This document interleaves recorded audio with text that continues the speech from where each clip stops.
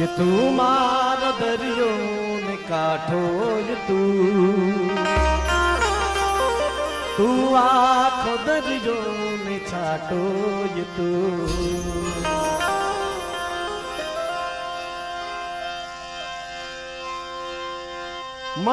છો દયાળી મમતાળી મારી તારા ચરણો ની રજ થઈ મને રેવા દેજે તું છો દયાળી મમતાળી તારા ચરણો ની રજ થઈ મને રેવા દેજે તું મારો દરિયો ને કાંઠો